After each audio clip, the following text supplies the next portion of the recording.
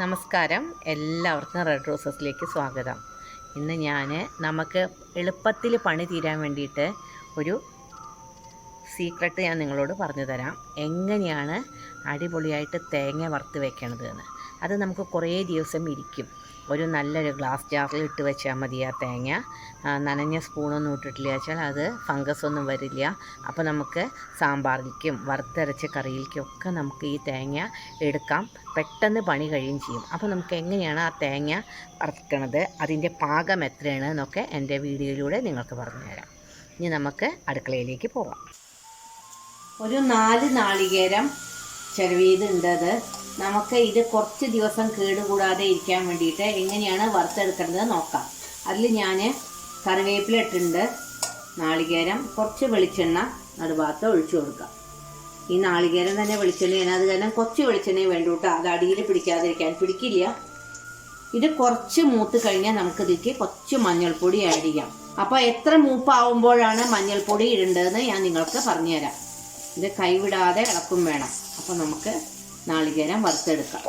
ഇങ്ങനെ നാളികേരം വറുത്തിട്ട് അത് ഒന്ന് മിക്സിയിൽ പൊടിച്ചതിന് ശേഷം ഒരു ബോട്ടിലിൽ നന്നായി കഴുകി ഉണക്കിയ ഒരു ബോട്ടിലാക്കി വെച്ചാൽ ഇത് കേടുകൂടാതെ എത്ര വേണമെങ്കിലും ഇരിക്കും. ഫ്രിഡ്ജിൽ വെക്കണമെന്ന് മാത്രം.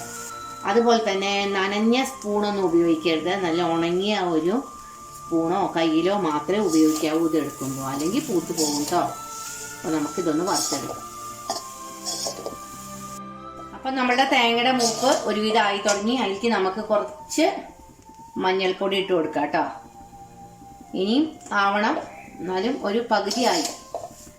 ഇങ്ങനെ തേങ്ങ നമുക്ക് വറുത്ത് വെക്കുകയാണെങ്കിലേ നമുക്ക് സാമ്പാർ വെക്കാനും പെട്ടെന്ന് ഈ വറുത്തരച്ച കറിയൊക്കെ വെക്കില്ലേ, മീനും ചിക്കനൊക്കെ, എല്ലാറ്റിലേക്കും ഇത് വളരെ ഉപകാരമാണ്. ആ നേരത്ത് തേങ്ങ ചിരക്കണ്ട, വറക്കണ്ട. കുറച്ച് മുളക് പൊടി, മഞ്ഞപ്പൊടിയും മല്ലിപ്പൊടിയും ഒക്കെ ചേർത്തിട്ട് ചെറിയ ചൂടിൽ ഒന്ന് മിക്സ് ചെയ്താൽ മതി. ഇത് അങ്ങനത്തേനൊക്കെ വളരെ ഉപകാരപ്രദമാണ്. ഇനി നമുക്ക് ഗ്യാസ് ഒന്ന് കുറച്ച് വെച്ചതിന് ശേഷം ഇത് നന്നായിട്ട് ഇളക്കി വറുത്തെടുക്കണം. അപ്പോൾ ഇതാണ് തേങ്ങ വറുത്ത് വെക്കണ പാകം. ഇത് എത്ര വേണമെങ്കിലും ഇരിക്കും.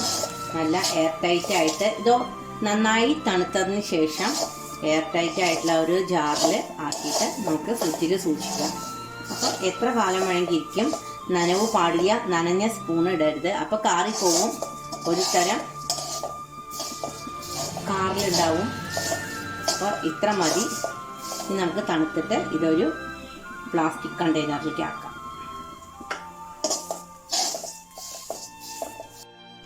നമ്മൾക്ക് വറുത്ത് വെച്ച തേങ്ങ ഇതുപോലുള്ള കണ്ടെയ്നറിൽ ആക്കി വെച്ചാൽ മതി. അതിൽ നമുക്കൊരു സ്പൂൺ ഇടാം. എന്നിട്ട് ഇങ്ങനെ എയർ ടൈറ്റ് ആയിട്ട് എടുത്ത് വെച്ചാൽ എത്ര കാലം വേണമെങ്കിലും ഇരിക്കും.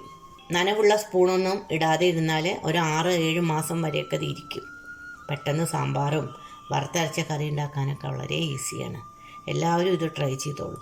നമുക്ക് പുതിയ വീഡിയോസായിട്ട് അടുത്തന്നെ കാണാം.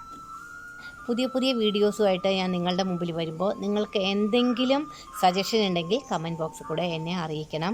എൻ്റെ വീഡിയോ ഇഷ്ടപ്പെടുകയാണെങ്കിൽ ലൈക്ക് ചെയ്യണം, ഷെയർ ചെയ്യണം. ആദ്യമായിട്ട് എൻ്റെ ചാനൽ കാണുന്നവരാണെങ്കിൽ ഒന്ന് സബ്സ്ക്രൈബ് ചെയ്തിട്ട് അടുത്തുള്ള ബെല്ലൈക്കൺ കൂടി അമർത്തിക്കോളൂ.